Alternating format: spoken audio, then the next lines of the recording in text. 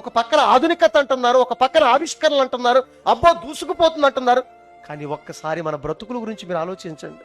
ఈరోజు మానవ ప్రపంచం గురించి ఒక్కసారి మీరు అందరూ ఆలోచించండి. ప్రియ దేవుని పిల్లలారా, మానవ బ్రతుకులను కూడా నాశనానికి వెళ్ళిపోతున్నాయండి, పాపంతో వాడిపోతున్నాయండి. ఎక్కడ చూసిన అకృత్యాలు, ఎక్కడ చూసిన అన్యాయాలు, ఎక్కడ చూసిన అత్యాచారాలు, ఎక్కడ చూసిన హత్యలు, మానభంగాలు, పసిపిల్లలు కూడా చిదిమేస్తున్న రాక్షస ప్రపంచంలో బ్రతుకుతున్నామే మనం. కనీసం జాలి, దయ, కరుణ, మానవత్వం, సాటివాడిని ప్రేమించే తత్వం లేకపోవటం, కష్టంలో ఆదుకునే తత్వం లేకపోవటం, ఇదేనా విజ్ఞానం? ఇదేనా ఆధునికత?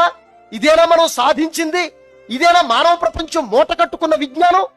నిజంగా హ్యాపీని అని చెప్పి నేను తన జీవితం అంతా హ్యాపీగా ఉండాలంటే నేను అతని పట్ల ఎలా ఉండాలి? ఆ రోజు వరకే హ్యాపీ నీరు ఊరికి పేరుకి, కానీ ఎదుటోడిని ఎలా నాశనం చేయాలి, ఎలా మోసం చేయాలి, ఎలా పాడు చేయాలి, ఎదుటోడి క్షేమం గురించి ఎప్పుడైనా మనం ఆలోచించామా? సమాజ శ్రేయస్సు కోసం ఎప్పుడైనా మనం ఆలోచించామా? మరి హ్యాపీ న్యూస్ చెప్పాం. ఇంతకంటే అజ్ఞానం ఏం కావాలి చెప్పండి?